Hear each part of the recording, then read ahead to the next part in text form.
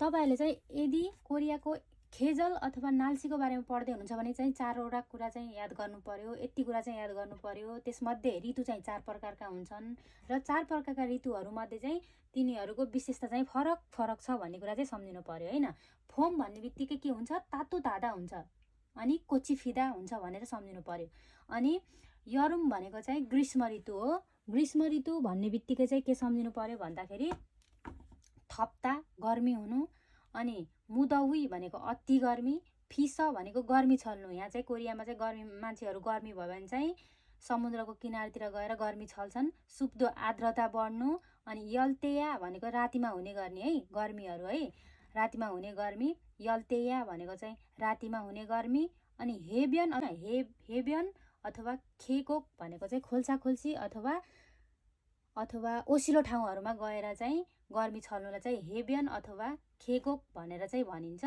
अनि अर्को चाहिँ छ खाउल। खाउल भनेको चाहिँ शरद ऋतु हैन। शरद ऋतु भन्ने बित्तिकै चाहिँ तपाईले बुझ्नु पर्यो सनसन हादा अथवा सिवन हादा एकदम शीतल हुनु अनि हावाहरू चल्नु भन्ने कुरा चाहिँ बुझ्नु पर्यो। अनि अर्को छ थानफुङ। थानफुङ भनेको चाहिँ यहाँ चाहिँ रेड लिफहरू पातहरू पुरै रातो रातो भएर झर्ने काम हुन्छ कि यति बेला चाहिँ खाउलमा चाहिँ। अनि माक्ता। माक्ता भनेको सफा हुनु, जस्तो कि हानुल माक्ता भनेको आकाश सफा हुनु। खुप्के भनेको सुन्दर है, खुप्के भनेको चाहिँ सुन्दर। ह्यङ भनेको दाई, ह्यङ भनेको विभिन्न हैन, विभिन्न प्रकारका फुलहरू पातहरू चाहिँ देख्न पाइन्छ यो खाउलमा चाहिँ। अनि सेक्सेगुरो भनेको चाहिँ रङ्गिएको है। अनि धेरै जसो चाहिँ कोरियामा बढी यहेङहरू भ्रमणहरू हुने भनेको कुन ऋतुमा आइछ, खाउलमा है। यहेङ हादा अथवा यहेङ तनादा भनेको चाहिँ। अब हामी जाम ख्यौलतर्फ। ख्यौल भन्ने बित्तिकै हामीले चाहिँ यति कुरा चाहिँ याद गर्नु पर्यो। त्यसमध्ये हो नुनी ओदा।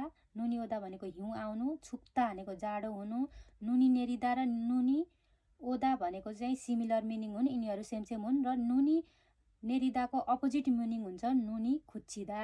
यङहा भनेको टेम्परेचर चाहिँ 0 भन्दा तल जानु। यरुम अनि यो अरुम भनेको बरफ। अल्दा भनेको जम्नु। अरुम अल्दा भनेको बरफ जम्नु। खाङ भनेको नदी। मूल भनेको पानी। खाङमुरी अल्गिदो भनेको चाहिँ नदीको अथवा खोलाको पानीहरू चाहिँ जम्नु। यो चाहिँ जाडो महिनामा चाहिँ खोलाको पानी पनि जम्छ के यहाँ हैन। अनि यो अल्दाको अपोजिट मिनिङ हो नोक्ता। मैले यतिकै राखिदिएको। नोक्ता भनेको पग्लनु। मात्ता भनेको मिल्नु भनेर पढ्छौँ हामीले। त्यो मात्ताको मिल्नु मात्र नभएर मनाउनु पनि हुन्छ, जस्तो कि गर्मी बिदा मनाउनु, जाडो बिदा मनाउनु, बर्थडे पार्टी मनाउनु अथवा यस्तै हुन्छ। नाल्सीका छोत्था भनेको मौसम सफा हुनु अथवा राम्रो हुनु। नाल्सीका नाप्पुदा भनेको मौसम खराब हुनु। हुरिदा भनेको बादल लाग्नु।